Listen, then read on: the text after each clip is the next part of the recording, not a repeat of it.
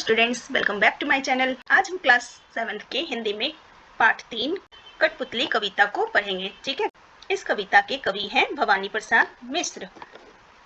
तो इस कविता में कवि भवानी प्रसाद मिश्र ने कठपुतलियों के मन की व्यथा को दर्शाया है।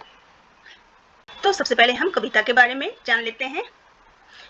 इस कविता में कठपुतलियां स्वतंत्रता की इच्छा से स्वयं अपनी बात व्यक्त कर रही है। उनके समक्ष स्वतंत्रता को साकार बनाने वाली कई चुनौतियां हैं।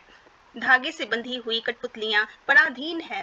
ठीक है, पराधीन मीन्स दूसरे के अधीन है। उन्हें दूसरों के इशारों पर नाचने से दुख होता है। दुख से बाहर निकलने के लिए एक कठपुतली विद्रोह कर देती है। वह अपने पांव पर खड़ी होना चाहती है।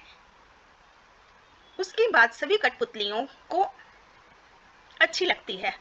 स्वतंत्र रहना कौन नहीं चाहता, लेकिन जब पहली कठपुतली पर उसकी स्वतंत्रता की जिम्मेवारी आती है तो वह सोच समझकर कदम उठाना जरूरी समझती है। तो ये थी कविता के बारे में। अब चलिए, इस कविता में कुछ कठिन शब्द है, तो पहले हम कठिन शब्दों के अर्थ जान लेते हैं। तो हमारा पहला शब्द है कठपुतली। कठपुतली मीन्स हो गया लकड़ी की पुतली या लकड़ी की गुड़िया। गुस्से से उबली मीन्स अत्यधिक क्रोधित हुई। पांव पर मीन्स पैरों पर, या यहाँ पे इस कविता में इसका मतलब है स्वाधीन होना। और कठपुतलियां मीन्स दूसरी कठपुतलियां। अगला है मन के क्षण मीन्स आंतरिक प्रसन्नता या मन की बात। जगी मीन्स उठी या उत्पन्न हुई। ठीक है, तो ये थे शब्दार्थ। तो चलिए अब इस कविता को पढ़ना शुरू करते हैं। कठपुतली गुस्से से उबली, बोली ये धागे क्यों हैं मेरे पीछे आगे, इन्हें तोड़ दो मुझे मेरे पांवों पर छोड़ दो। तो इन पंक्तियों में कवि भवानी प्रसाद मिश्र ने एक कठपुतली के मन के भावों को दर्शाया है। ठीक है, कठपुतली दूसरे के हाथों में बंधकर नाचने से परेशान हो गई है और अब वो सारे धागे तोड़कर स्वतंत्र होना चाहती है। ठीक है, वो गुस्से में कह उठती है कि ये धागे मेरे आगे पीछे क्यों बंधे हुए हैं, इनको तोड़ दो और मुझे अपने पैरों पर खड़े होने दो। मीन्स कि मुझे स्वाधीन होने दो। मुझे अब बंधकर नहीं रहना है, मुझे स्वतंत्र होना है। अगली पंक्ति है सुनकर बोली और कठपुतलियां कि हाँ बहुत दिन हुए हमें अपने मन के छंद छुए। तो इस पंक्ति में पहली कठपुतली के मुंह से जब स्वतंत्रता की बात निकली तो अन्य कठपुतलियां भी उससे कहती हैं कि हाँ हमें भी स्वतंत्र होना है, हमें भी अपने पैरों पर चलना है। काफी दिनों से हम यहाँ इन धागों के बंधन में बंधी हुई हैं। अगली पंक्ति है मगर पहली कठपुतली सोचने लगी ये कैसी इच्छा मेरे मन में जगी। जब बाकी सभी कठपुतलियां पहली कठपुतली की स्वतंत्र होने की बात का समर्थन करती है तो पहली कठपुतली सोच में पड़ जाती है कि क्या वो सही कर रही है, क्या वो इन सबकी स्वतंत्रता की जिम्मेवारी अपने ऊपर ले पाएगी, क्या उसकी इच्छा जायज है। अंतिम पंक्तियों में उनके इन्हीं मन भावों को समर्पित किया गया है। ठीक है, तो ये एक छोटी सी कविता थी जिसके कवि हैं भवानी प्रसाद मिश्र। ठीक है, इस कविता के हमने कुछ इंपॉर्टेंट एमसीक्यूज भी किए हैं। सबसे पहले हम वो देख लेते हैं।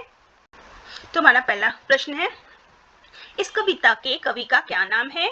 तो उत्तर लिखेंगे। अभी हमने पढ़ा कि कविता में कवि का नाम है भवानी प्रसाद मिश्र। अगला प्रश्न है कविता किस प्रकार की भावनाओं को व्यक्त करती है।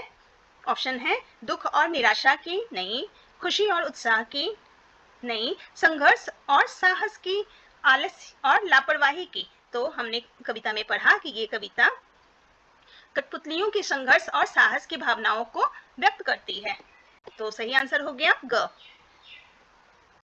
अगला प्रश्न है कविता में व्यक्ति अपनी इच्छाओं को पूरा करने के लिए क्या महसूस करता है। ऑप्शन है डर, आलस्य, प्रेरणा या निराशा। तो सही ऑप्शन है ग, प्रेरणा। ठीक है, अगला प्रश्न है कविता में आत्मसमर्पण की भावना क्यों महत्वपूर्ण है। तो हमने अभी कविता में क्या पढ़ा कि आत्मसमर्पण ही सफलता की कुंजी है। तो चलिए देखते हैं ऑप्शन में क्या क्या है। क्योंकि यह सफलता की कुंजी है, क्योंकि यह आलस को बढ़ाता है, क्योंकि यह डर को बढ़ाता है, क्योंकि यह निराशा को बढ़ाता है। तो सही उत्तर है क्योंकि यह सफलता की कुंजी है। अगला प्रश्न है व्यक्ति अपने लक्ष्य को प्राप्त करने के लिए क्या करता है। तो अपने लक्ष्य को प्राप्त करने के लिए क्या करता है, वो निरंतर प्रयास करता है। ये सारे नंबरिंग गलत हो गए हैं, कृपया आप इसको इग्नोर कीजिएगा। ऑप्शन है आलस करता है, निरंतर प्रयास करता है, हार मान लेता है या डरता है। तो व्यक्ति सफलता पाने के लिए निरंतर प्रयास करता है। ठीक है, तो ये ऑप्शन सही हो गया। प्रश्न है कविता का मुख्य संदेश क्या है? ऑप्शन है आलस और लापरवाही की महत्वपूर्णता, निराशा और हार की महत्वपूर्णता, संगीत, साहस और आत्मसमर्पण की संपूर्णता या दुख और निराशा की महत्वपूर्णता। तो इसका सही उत्तर है संगीत, साहस और आत्मसमर्पण की महत्वपूर्णता। अगला है रिक्त स्थान भरें। ठीक है, पहला कविता एक व्यक्ति के मन की डैश को व्यक्त करती है। तो इस कविता में हमने पढ़ा कि ये कविता कठपुतलियों के मन की भावनाओं को व्यक्त करती है। ठीक है, दूसरा है व्यक्ति अपने आत्मविश्वास को बढ़ाने के लिए डैश को पूरा करने की प्रेरणा महसूस करता है। ठीक है, आत्मविश्वास को बढ़ाने के लिए वो अपनी इच्छाओं को पूरा करने की प्रेरणा महसूस करता है। तो यहाँ पे हम इच्छाओं लिखेंगे। अगला है कविता में आत्मसमर्पण की भावना है जो अपने डैश को पूरा करने के लिए संकल्पबद्ध है। तो यहाँ पे भी इच्छाओं आ जाएगा। नंबर 4 जीवन में सफलता प्राप्त करने के लिए हमें अपने डैश को पूरा करने के लिए पूरी तरह समर्थ होना चाहिए। तो क्या करेंगे, यहाँ सपनों और इच्छाओं को पूरा करने के लिए पूरी तरह से सामर्थ होना चाहिए। अगला है हमें हमेशा अपने डैश पर चलते रहना चाहिए। किस पे? हमें अपने मार्ग पे चलते रहना चाहिए, चाहे हमारे सामने कितनी भी कठिनाइयां क्यों ना हो। ठीक है, अब यहाँ पे कुछ वेरी शॉर्ट क्वेश्चंस है, वो देख लेते हैं। कविता में किस प्रकार की भावनाओं को व्यक्त किया गया है? उत्तर संघर्ष और साहस की भावनाएं। अगला प्रश्न है व्यक्ति किसकी प्रेरणा महसूस करता है? उत्तर लिखेंगे इच्छाओं को पूरा करने की प्रेरणा महसूस करता है। अगला है व्यक्ति अपने लक्ष्य को प्राप्त करने के लिए क्या करता है? उत्तर लिखेंगे निरंतर प्रयास करता है। अगला प्रश्न है कविता का मुख्य संदेश क्या है? उत्तर संगीत, साहस और आत्मसमर्पण की महत्वपूर्णता ये कविता का मुख्य संदेश है। अगला प्रश्न है जीवन में सफलता प्राप्त करने के लिए हमें क्या करना चाहिए? इसका उत्तर हो गया कि हमें अपने सपनों और इच्छाओं को पूरा करने के लिए पूरी तरह से समर्थ होना चाहिए। तो ये थे इस कविता के कुछ एमसीक्यूज। कविता से नंबर 1 कठपुतली को गुस्सा क्यों आया? तो कठपुतली को गुस्सा क्यों आया था? तो उत्तर लिखेंगे कठपुतली पराधीन है, वह सदा दूसरों के इशारों पर नाचती रही है।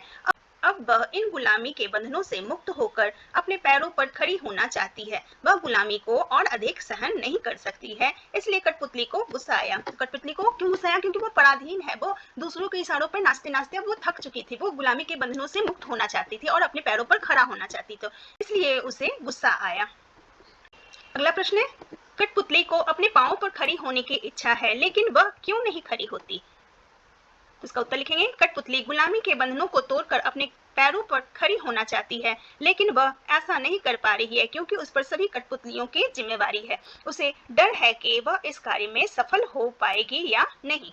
तो ठीक है, तो इसलिए वो अपने पैरों पर खड़े नहीं हो पा रही है क्योंकि पहली कठपुतली के ऊपर बाकी कठपुतलियों की जिम्मेवारी है।